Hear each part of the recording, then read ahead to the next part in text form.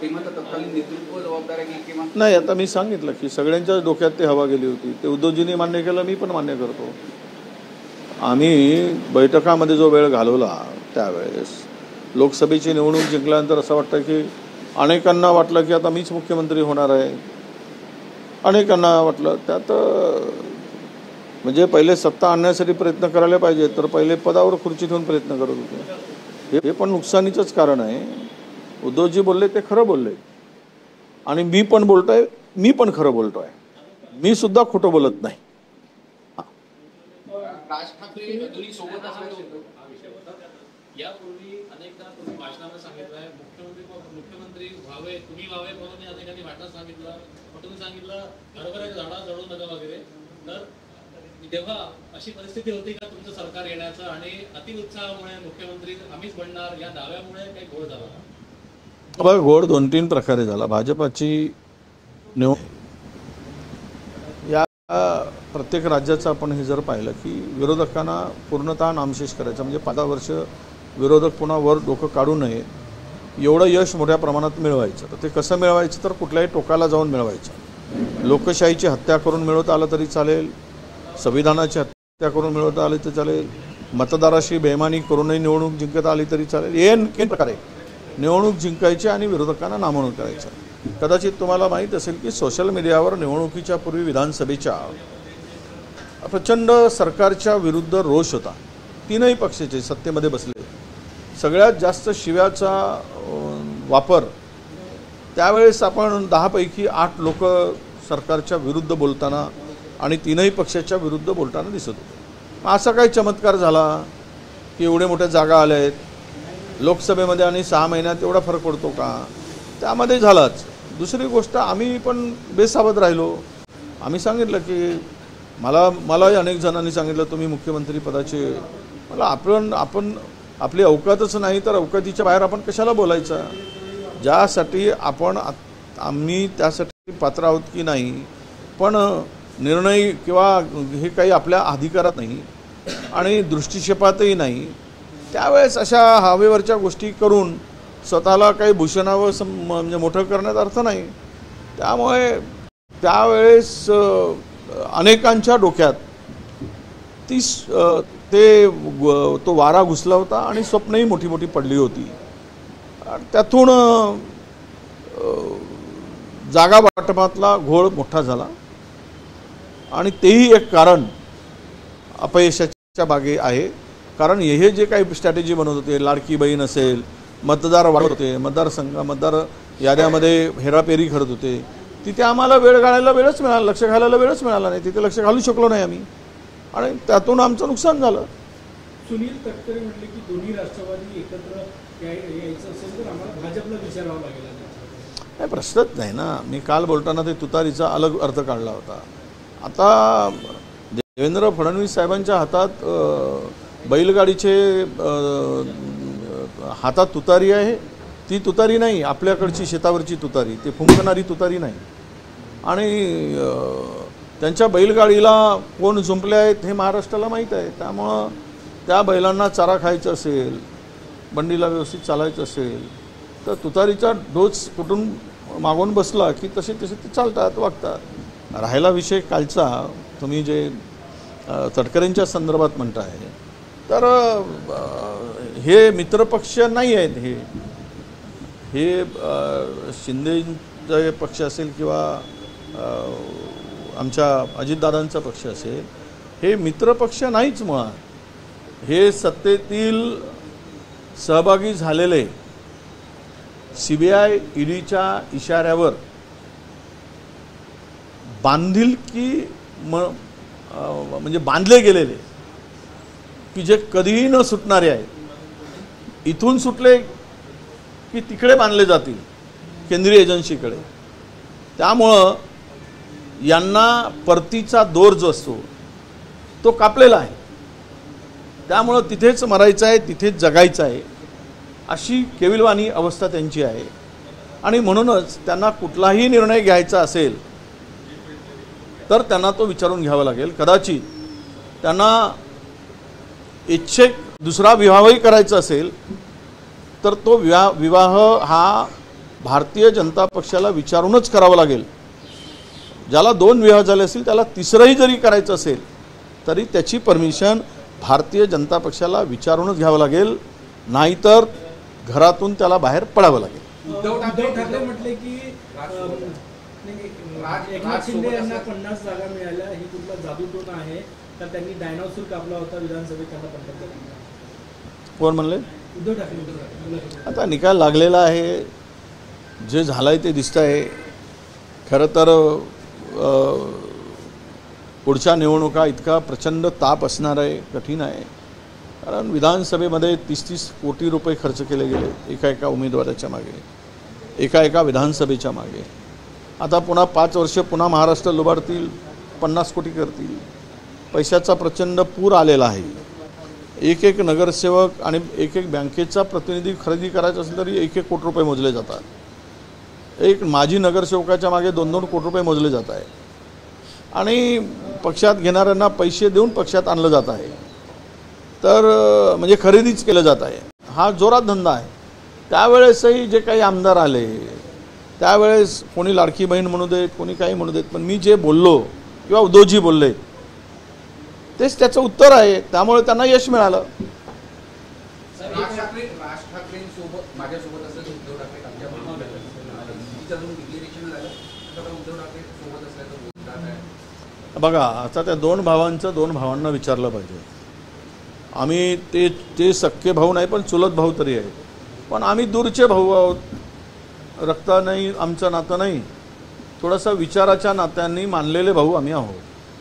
त्यामुळे ते आम्हाला विचारून काही आतल्या घरातल्या गोष्टी करणार नाही. ते राज ठाकरे आणि उद्धव ठाकरे सांगू शकतील की त्यांना एकत्र यायचं आहे, नाही यायचं आहे, की काय निर्णय घ्यायचा आहे, तो त्यांचा विषय आहे.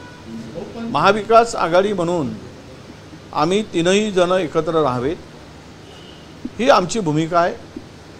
आणि संजयजी राऊत म्हटल्याप्रमाणे महाराष्ट्रामध्ये निवडणुकीमध्ये महाविकास आघाडी होती, लोकसभेच्या निवडणुकीमध्ये इंडिया आघाडी होती. आता लोकल निवडणुकीमध्ये ही आघाडी काही ठिकाणी होईल, काही ठिकाणी होणार नाही. कारण स्थानिक लोकांनी तो निर्णय घ्यायचा आणि ही जबाबदारी किंवा हा निर्णय आम्ही स्थानिक लोकांवर सोडलेला आहे. हो, पण ते राज ठाकरे उद्धव ठाकरेंसोबत गेले तर ते महाविकास आघाडीला चालेल का, किंवा जर ते सोबत जाणार असेल तर काँग्रेसची काय भूमिका? असं हे लग्न होण्यापूर्वी तुम्ही उपस्थित राहणार का? आता पत्रिका मिळाली तर जाऊ, नाही मिळाली तर आम्ही आपल्या घरी राहू. पण ते पहिले तर त्यांचं काय होतंय ते तर कळू द्या. त्यावर जर तर आत्ता आपण कशाला विचार करायचा. राज ठाकरेंनी निशिकांत दुबेंना म्हणजे पलटवार केला, मुंबई में आओ समंदर में डुबो के मारेंगे. असं आहे, त्यांचं वक्तव्य मराठी बांधवांना प्रोत्साहित करण्यासाठी आहे, असलंही पाहिजे. शेवट काही ही राष्ट्रभाषा नाही, हिंदी नाही, मातृभाषा आहे. पण हिंदीचे काय आम्ही दुश्मनही नाही. महाराष्ट्रातील जी अस्मिता, महाराष्ट्राच्या संस्कृतीला धरून जे काही साधू संतांच्या वाणीतून एक संस्कारमयी माणूस घडवण्यासाठी या भाषेचा वापर मराठीची निर्मिती झाली असं मी मानतो. राहिला विषय की हिंदीचा विरोध करणं हे ऐच्छिक भाषा ती ठेवावी. आम्हीही 5व्या वर्गापासून हिंदी शिकलेली आहे. त्यामुळं पहिल्या वर्गापासून हिंदी सक्ती असू नये इथपर्यंत ठीक आहे. पण यामागचं राजकारणच मला वेगळं दिसतं आहे. हे जे काही चाललेलं आहे आज हिंदी भाषिक मतांचं प्रचंड मोठा गट्टा निर्माण करण्यात यशस्वी झालेत देवेंद्र फडणवीस. आणि मुंबईमध्ये 30-35% वर आता मराठी राहिलेला नाही. मग जे उर्वरित आहेत त्यातील अल्पसंख्याक काढलेत तर जवळपास 45%-42%च्या जवळपास हे सगळे हिंदी भाषिक लोक त्या मुंबईत आहेत. आणि मुंबईतील मराठी माणसं वगळून हिंदी भाषिक लोकांना एकत्रीकरण करण्यात मराठीचा मुद्दा काढून हिंदीचा मुद्दा लादून देवेंद्र फडणवीस यशस्वी झाले. राहिला मराठी बांधव तर मराठी मतं काही 100% एका ठिकाणी राहतील असं काही चित्र नाही. अनेक ठिकाणी ते मराठी मतं विभागली जातील, त्यांचं विभाजन होईल, त्यांची वाटणी होईल. अशा वेळेस फायद्यात मराठी म्हणून कॉर्पोरेशनला भारतीय जनता पक्षाला अधिक फायदा होईल.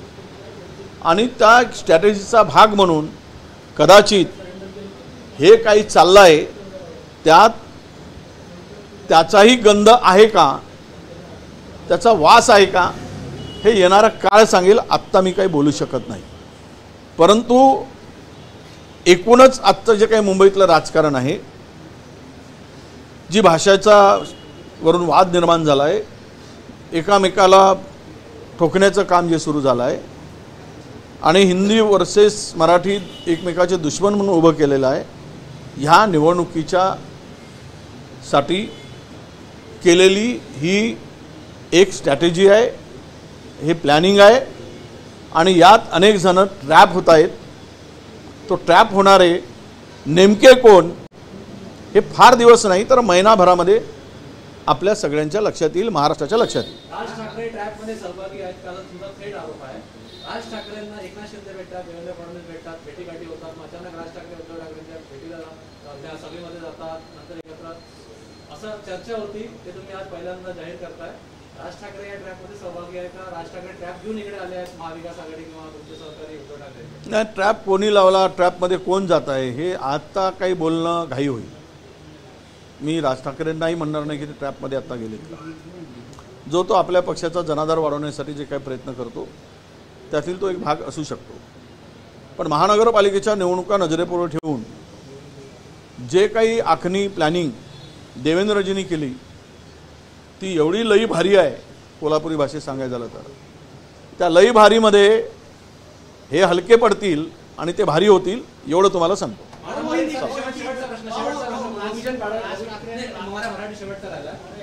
विधान भवनाच्या पायऱ्याला मारामारी झाली, ची भाषा झाली, त्यानंतर सगळं टीव्हीवर पाहिलं आपण. यापूर्वी महाविकास आघाडीच्या वतीने पायऱ्यांवरती दगडी चोर असेल किंवा खोके असतील किंवा मंगळसूत्र चोर असेल, सगळ्या गोष्टी झाल्या. हे सगळं प्रकरण जे आहे हे पर्यंत पोहोचलं महाराष्ट्र संस्कृती. तुम्ही कसं बघता याच्याकडे आणि तुम्ही जे आरोप करताय खोपडी चोर, मंगळसूत्र चोर, हे कितपत त्याच्यात काही तथ्य आहे किंवा काय पुरावे? नाही, कोंबडी चोर आहे किंवा ते काय मंगळसूत्र चोर, हे जे काही नारे लावले जातात त्याच्यावर त्यापूर्वी काही गुन्हे दाखल असतील म्हणून ते आमच्याकडून आलेलं नाही, तर शिवसेनेचं ते उत्तर आहे. आणि कोंबडी चोर उत्तर ते शिवसेनेला माहीत आहे की ते गुन्हे आहेत की नाही मला माहीत नाही. ते नारे लावतात, त्यांनी सुरुवात त्यांच्याकडून होते. मंगळसूत्र चोराची माहिती ही खरी आहे की गुन्हा दाखल झालेला होता. आता तो कशामुळे झाला, तो FIRची कापी काही मी वाचली नाही. आता राजकारणामध्ये असे नारे लावले जातात. काल हनी ट्रॅपवरून हनी नाही ना ट्रॅपही नाही असं मुख्यमंत्री म्हणाले. पण त्या संदर्भात फार मोठा माहिती सरकारकडे आहे, विरोधी पक्षनेत्याकडे आहे. कोणाच्या पर्सनल आयुष्यात डोकावण्याचा कोणाला अधिकार नाही म्हणून आपण चूप आहोत. मागच्या वेळेस शिंदे सरकार जे आलं ते अशाच नाशिकच्यामुळे ते शिंदेंचं सरकार जे काही सत्ता पालट झाली ती सत्ता पालट ते सिडीमुळेच झाली. एवढा मोठा ते प्रकरण आहे. अनेक ऑफिसर, अनेक IAS असतील, अनेक माजी आजी जे काही आहे त्याच्यात खूप मोठी माणसं आहे. त्यावर काही अधिक बोलण्याची गरज नाही. ते ज्यावेळेस आम्ही दाखवू त्यावेळेस मग आम्हाला तिकीटच लावावी लागेल 10-20 हजार रुपयाची, आणि ते तिकीट लावूनच ते सगळं चित्र दाखवावं लागेल. पण ते निमंत्रित आणि विशिष्ट लोकांनाच बोलावं लागेल, कारण एवढा भक्कम पुरावा त्या ठिकाणी आहे. राहिला हा राड्याचा विषय की जो काही राडा झाला तिथे ते महाराष्ट्राची लाजच गेली, अब्रू गेली. आणि घालवणारे कोण, तर आमदार म्हणून कुणाच्या इशाऱ्यावर तो राडा झाला तर तो भारतीय जनता पक्षाच्या आमदाराच्या इशाऱ्यावर राडा झाला. व्यक्ती हल्ला करणारा कोण आहे तर तो MPDAचा आरोपी होता. त्याला सोडवण्याचं काम, मुक्त करण्याचं काम त्या आमदारांनी केलं. त्याची पण माहिती घेतली, त्याचा पण पुरावा हाती आला आहे. जर गंभीर गुन्हेगार असलेला माणूस आमदाराच्या पाठीमागे फिरत असेल आणि विधानभवनाच्या पायऱ्यावर येऊन विरोधकांना मारत असेल तर अब्रू कुणाची गेली महाराष्ट्रामध्ये हे नव्यानं सांगायची गरज नाही, किती कसंही उत्तर देऊ, पण अब्रू घालवली गेली आणि ते अब्रू पुन्हा मिळवण्यासाठी फार प्रयत्न करावे लागतात. तर हे कोणीही कोणाशी बोलताना शब्दाची मर्यादा ठेवून बोललं पाहिजे, वागलं पाहिजे. हे आपल्या महाराष्ट्राच्या संस्कृतीचा ऱ्हास होईल. महाराष्ट्राचं विधिमंडळ हे एक वेगळं विधिमंडळ आहे. याला की वेगळा एक महत्त्व आहे आणि या महाराष्ट्राच्या विधिमंडळातून अनेक जण शिकतात.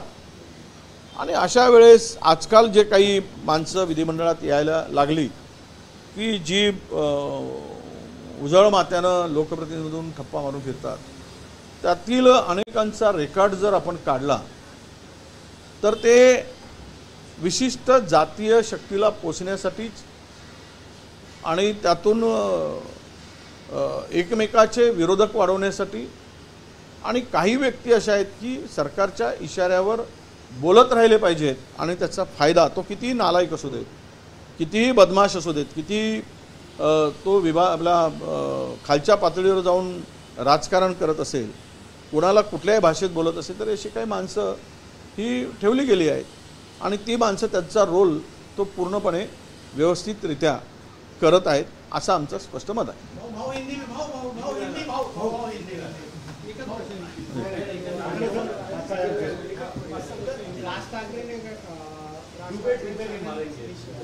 नहीं, डूबे के मारेंगे, कब मारेंगे ठीक है.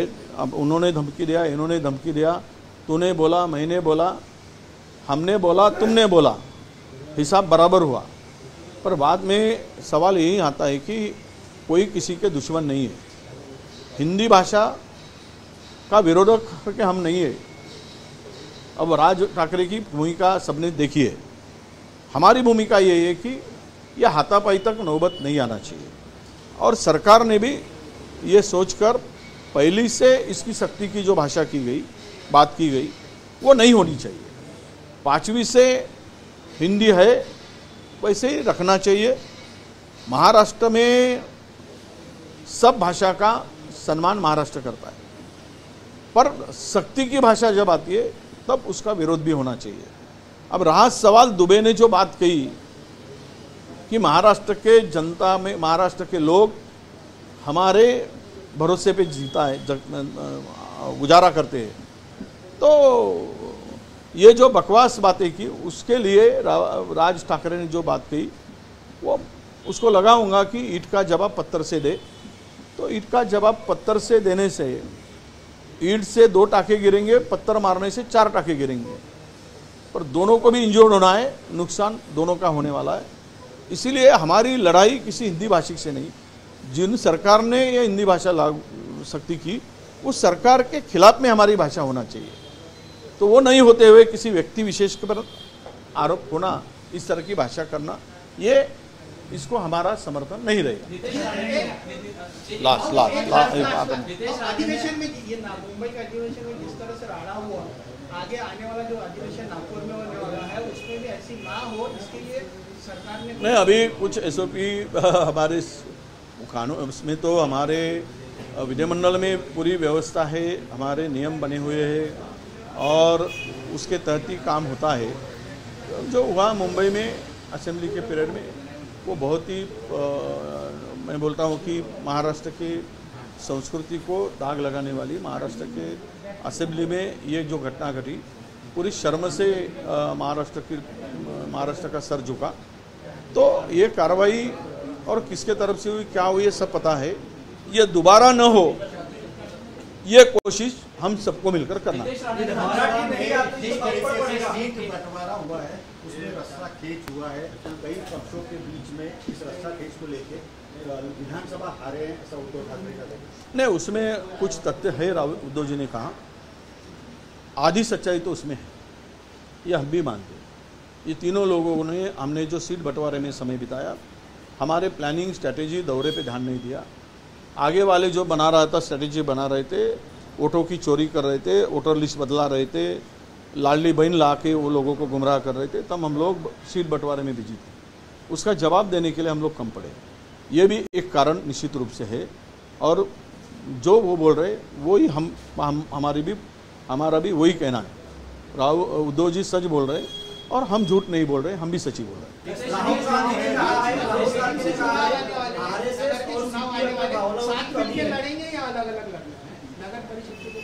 नहीं, वो हम तो लोकल लेवल पर छोड़ दिया है।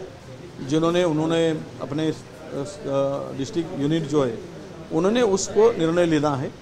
वहाँ की परिस्थिति को हमारे दौरे होंगे, हम भी परिस्थिति वहाँ की जान लेंगे और बाद में हम लोग निर्णय करेंगे। एक चुनाव के पहले ही मराठी का मुद्दा सामने आया है, जिसको लेकर राज ठाकरे के महाराष्ट्र में अभी देखो ये मुद्दे को लेकर बीजेपी इसका फायदा उठाना चाहती है।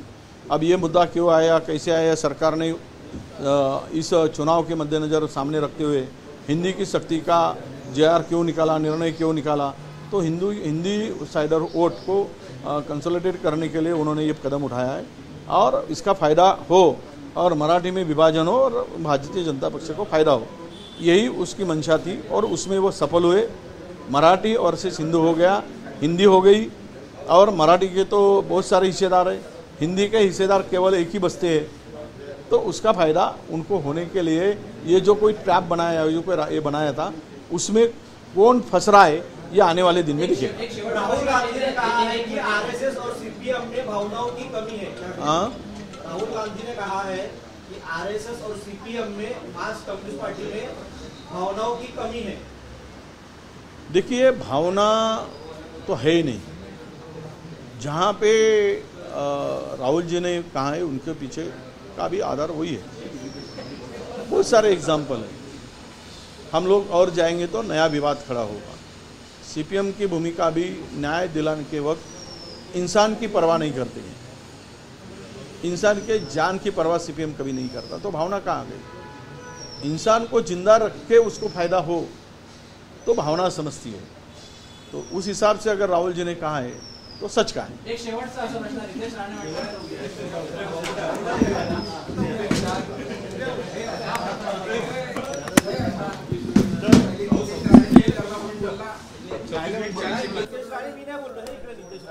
राणे मी म्हटलं ना गोल टोपी, नितेश राणे गोल टोपीवाल्यांना हात लावून नका असं त्याला म्हटलं। असा आहे प्रश्न।